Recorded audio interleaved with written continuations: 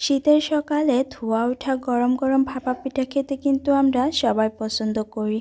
আসসালামু আলাইকুম ভিউয়ার্স, আজকের পর্বে আমি তৈরি করব সুজি দিয়ে শাহি ভাপা পিঠা। যেহেতু এই পিঠাটা একটু ভিন্ন রকমভাবে তৈরি করব, তার জন্য এর নাম দিয়েছি আমি শাহি ভাপা পিঠা। তো চলুন রেসিপি শুরু করি। প্রথমে আমি প্রেসার কুকারে পানি বসিয়ে দিলাম চুলায়। আর যেহেতু আমি পিঠাগুলো প্রেসার কুকারে তৈরি করব, ঢাকনাটা লাগিয়ে দিচ্ছি। আর প্রেসার কুকারের হুইসেলটা কিন্তু খুলে রাখতে হবে। তারপর চুলাটা অন করে দিচ্ছি। আর এদিকে হচ্ছে আমি 3 কাপ সুজি নিয়ে নিলাম। সুজিটা কিন্তু ভাজা যাবে না, কাঁচা সুজি নিতে হবে। 3 কাপ সুজি দিয়ে কিন্তু অনেকগুলো পিঠাই তৈরি করা যাবে। সুজিটা দেওয়ার পরে সুজির সাথে দিয়ে দিচ্ছি আমি 2 চা চামচ উঁচু করে চিনি। সেই সাথে দিচ্ছি সামান্য একটু লবণ। আর দিয়ে দিচ্ছি 1/3 কাপ পরিমাণ নারকেল গুঁড়ো। এটা ফ্রেশ নারকেল গুঁড়ো। আপনাদের কাছে শুকনো নারকেল গুঁড়ো থাকলে সেটাও ব্যবহার করতে পারেন। এবার হাতের সাহায্যে খুব ভালোভাবে মিশিয়ে নিচ্ছি। মিশানো হয়ে গেলে এর মধ্যে 1/3 কাপ পরিমাণ লিকুইড দুধ দিয়ে আমি ভালোভাবে মিশিয়ে নেব। এই দুধটা কিন্তু গরম হওয়া যাবে না, আমি জাল করে ঠান্ডা করে নিয়েছি। এবার খুব ভালোভাবে এটা মিশিয়ে নিতে হবে। মিশানো হয়ে গেলে মুঠ করে দেখবেন, যদি এরকম হয়ে যায় তাহলে ভাববেন এটা পিঠার জন্য পারফেক্ট হয়েছে, একদম ঝরঝরে। এবার পিঠা বানাবো। তার জন্য নিয়েছি আমি এখানে গুড়, এটা খেজুর গুড়, আর সাথে নিয়েছি নারকেল গুঁড়ো। আর এই যে দেখতে পাচ্ছেন আমি এখানে 2টো ফানেল নিয়েছি। প্রেসার কুকারে এইগুলো দিয়েই পিঠা বানানো হয়। ছোট ছোট করে আমি এই পিঠাগুলো বানিয়ে নেব। তারপর আমি পিঠাগুলো কিভাবে প্রসেস করছি দেখবেন। প্রথমে আমি এই যে সুজির মিশ্রণটা দিয়ে দিলাম, তারপর দিয়ে দিচ্ছি এখানে গুড়, আর উপরে দিয়ে দিচ্ছি নারকেল গুঁড়ো। তারপর আবারও আমি কিছুটা সুজির মিশ্রণ দিয়ে দিচ্ছি। এবার আবারও আমি গুড় দিয়ে দিচ্ছি।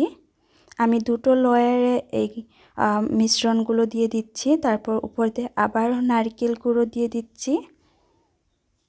ফাইনালি উপর দিয়ে আবারও সুজির মিশ্রণটা দিয়ে দিলাম। এই যে রেডি হয়ে গেল একটি ভাপা পিঠা। এবার এটা এক সাইডে রেখে দিচ্ছি। আমি আরও একটি পিঠা তৈরি করে দেখাচ্ছি। সেমভাবে আমি এক এক করে এই মিশ্রণগুলো দিয়ে দেব।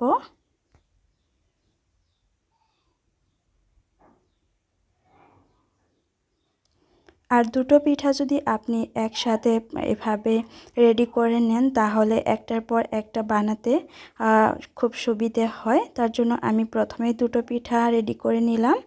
এবার আমার প্রেসার কুকারের পানিটা খুব ভালোভাবে গরম হয়ে গেছে। এভাবে আমি দিয়ে দিলাম উপরে একটি ফানেল পিঠার। তো এটা হতে কিন্তু খুব বেশি সময় লাগে না, 1 মিনিটও সময় লাগে না। তো দেখতে পাচ্ছেন আমার একটি পিঠা হয়ে গেছে, এটা আমি নামিয়ে নিচ্ছি। আরও একটি পিঠা আমি দিয়ে দিলাম। আর এইভাবে আমি সবগুলো পিঠা বানিয়ে নিচ্ছি। তো এই যে হয়ে গেল আমার গরম গরম ভাপা পিঠা। এটা বানানো কিন্তু খুবই সহজ। আর সুজির তৈরি ভাপা পিঠা চালের গুঁড়ার পিঠার থেকেও কিন্তু খেতে খুব ভালো লাগে, অনেক বেশি মজা লাগে। আর প্রেসার কুকারে অল্প সময়ের মধ্যে আপনি এটা বানিয়ে নিতে পারেন। আর সাথে নেন গরম গরম টাটকা দুধ চা।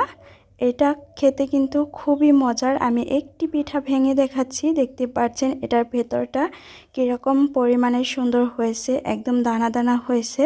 গরম গরম চায়ের সাথে সকালবেলা খেতে কিন্তু খুবই ভালো লাগে। আপনি এইভাবে ঝটপট পিঠাগুলো বানিয়ে পরিবারের সবাইকে পরিবেশন করতে পারেন, দেখবেন সবাই খেয়ে খুব প্রশংসা করবে আপনার। তো আশা করি আজকের এই সুজির ভাপা পিঠার রেসিপিটি অনেক বেশি ভালো লেগেছে। রেসিপি ভালো লাগলে ভিডিওতে একটি লাইক কমেন্ট শেয়ার করবেন ও আমার চ্যানেলটি সাবস্ক্রাইব করে পাশে থাকা বেল বাটনটি অবশ্যই প্রেস করে রাখবেন। এতে করে আমি যখনই ভিডিও আপলোড করব সাথে সাথে আপনার কাছে নোটিফিকেশন চলে যাবে। তো আজকের মতো বিদায় নিচ্ছি। ভালো থাকবেন, সুস্থ থাকবেন। আর এতক্ষণ আমার ভিডিওটি দেখার জন্য অনেক অনেক ধন্যবাদ। আল্লাহ হাফেজ।